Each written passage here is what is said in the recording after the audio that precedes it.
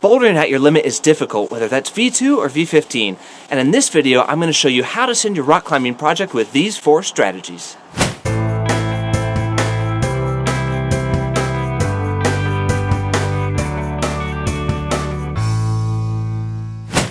Welcome back. My name's Tighe, and I'm a rock climber living in Madrid. On this channel we share sim footage along with videos about our life in Spain. If that's something that interests you, make sure to click subscribe so you can follow along with us. Today we're in La Pedrisa and I'm going to be trying Kata. It's an 8A boulder that I was working on last season. And I wanted to share with you guys 4 different strategies that I use when climbing boulders at my limit. So let's dive right in. Strategy number 1 comes long before you pull on the holds for the first time, and that's choosing your project wisely. Now, if you're an experienced redpoint climber outdoors, this might seem really obvious to you. And I almost fell. But there's some things to keep in mind when choosing your project. Apart from choosing something that's going to fit your style, you want to take in mind other factors that you can and cannot control. For example, I like to choose projects that have a good orientation. My body doesn't work well when I climb in the morning, so I prefer boulders that have afternoon shade. I also typically don't climb with big groups of people, so when I'm looking for a project, I'm looking for things that have good landings and I can cover with my 3 crash pads.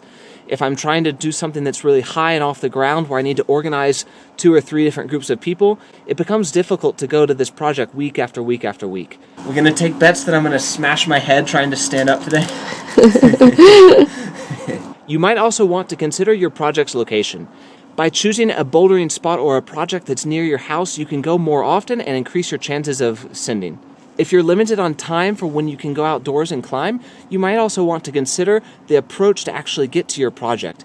If it takes you 30 minutes to drive to your project and then another 30 minutes to hike in, this becomes a really long session, so maybe it's wiser to choose something closer to home or closer to the car. Different rock types and different areas are going to have their prime conditions at different times of the year. If the bouldering area where your project's located gets lots of sun, it's maybe not the wisest decision to go in the middle of summer. Likewise, if in the middle of winter it's covered in snow, maybe you shouldn't go in the middle of winter hoping that you're going to send your project when it's 10 feet under a snowbank.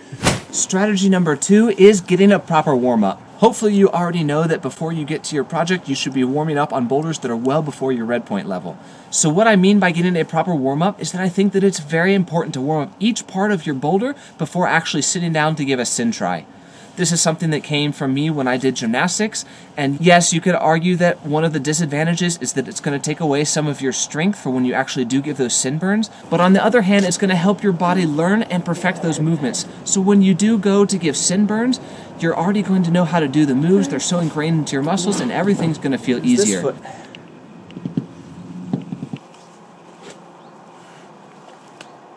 Oi! Wow. And if you don't send the boulder that day, when you come back the next time, the movements are going to feel easier and easier until you do finally send the boulder. What I like to do when warming up on my project is start with the easiest moves, and then I go right away to the top out. That's something that I spend a lot of time on because I don't like punting off on the very last move.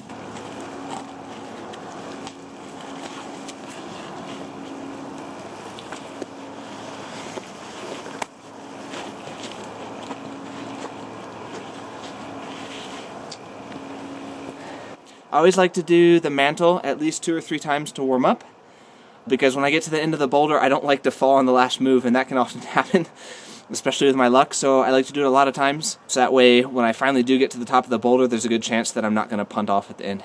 The last thing that I'll warm up is the crux, or the hardest move of the boulder. If I can do it, then I'll go ahead and start giving sin burns. If I can't do the crux move yet, my mind's not going to be ready to send the boulder, so I'm going to give it 4 or 5 tries at my max effort. Hopefully I'll be able to do the move, and if I can't, then I'll start to focus on linking other sections of the boulder and breaking it down into small pieces. Strategy number 3 is refine your micro beta. This is something that happens during the red pointing process and goes all the way up until the actual moment that you send the boulder. When you're climbing outdoors, usually everything that you see on the wall is in. So take the time to inspect every little crystal, every little foothold, and try out the beta until you find what works best for you. I love this pinch here at the start. It's kind of got like a crimp, and then I get my thumb here around it, and I use that to get a lot of compression on the hole. I think it's one of my favorite holds of the whole boulder. Sometimes the beta sequences that you're going to see in videos online will work, but oftentimes the climber has a completely different style than yours, and it's not going to suit you the best. So go with an open mind to your project and don't be afraid to try things. One thing that I like to do with my own beta is that every time that I'm going to warm up my project during a session, is I like to take the time to inspect all the holds, all the foot holds, and feel out the movements to see if there's anything that I could do a little bit more perfect to make the movement easier for me and increase my chances of sending.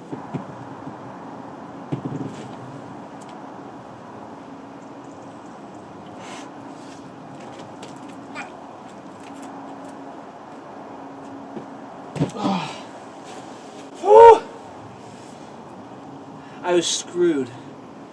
I got my left hand in the perfect spot and then I couldn't match.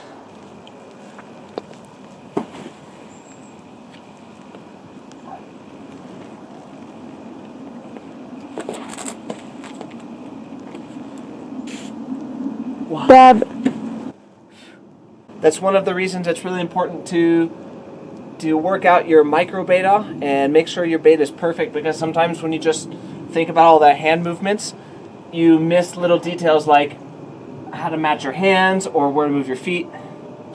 And then when you go to send, well, you realize it's harder than the isolated movement. It doesn't quite work as well as you thought. Just be aware that eventually you are going to reach a point when your beta is perfect for you and you're not going to make any more progress. And I've seen some climbers make the mistake where every single time they're going to a boulder, they're trying something different and they're trying things that don't quite work to their style. For example, on this boulder, the crux move comes right at the start off the ground, and there's actually a knee bar.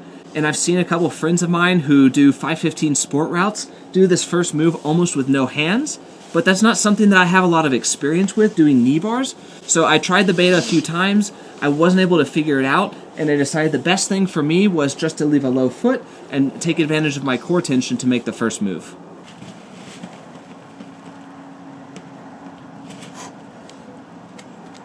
Venga.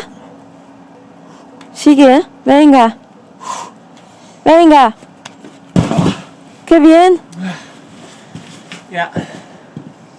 That was a good go. I told you I didn't lose my foot on that move. So just be aware that eventually when you feel like you're not making any more progress with your tweaks to your beta, that maybe you should choose that sequence and go with that until you do send the boulder. Strategy number 4 is rest. When trying moves or sequences that are at your limit, it's very physically demanding, and it's important to take proper rest. One mistake that I see both beginners and elite climbers making is that they fall into a trap of climbing with a group of people, and they think that they get really motivated, and they start attempting moves or sequences before they've taken a good rest. For me, one thing that I like to do is that if I try an individual move, I try to take at least 3 minutes of rest before I attempt the move again. Sometimes I'll take even 5 or 8 minutes if it's something that's really hard for me. If I'm just trying to link 2 or 3 moves, maybe my rest will be 5 or 8 minutes. If the sequence is longer, between 8, 10, 12 moves or a longer traverse, my rest may be as long as 15, 20, or even 30 minutes between goes. A similar thing happens when I start actually making sin burns. I'll begin taking very, very long rests. If I fall on one of the first or second moves, then my rest is going to be shorter. But if I'm falling at the end of the boulder, I'm going to take a really long rest, one of those 20 or 30 minute rests between goes. One thing that helps me avoid the temptation of taking goes before I'm actually ready is I'll take off my climbing shoes and put on my normal socks and shoes. It's like 6 degrees today in La Pedrisa. Winter is coming. I'm freezing. Typically, if I'm giving sin goes in one boulder session for a boulder at my max limit, I'll be able to give between 4 to 6 goes in one day, quality goes. If I'm unable to send the boulder in that amount of attempts, then I'll stop the session for that day. Maybe I'll try a move or two, 1 or 2 more times to perfect my sequences, and then I'll come back a few days later. Thanks for joining me today for our bouldering session in La Pedrisa. If you use some other strategies to send your rock climbing projects, I'd love to hear about those in the comments down below. And until next time, happy climbing! Ooh, this is the end of the world. We're gonna die. It's the end.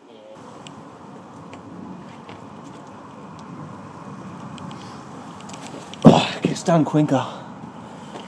Where is it? Hey? As far as hell. We'll give it a few more guys. I'm doing a lot of Spanglish today. We'll give it a few more goes.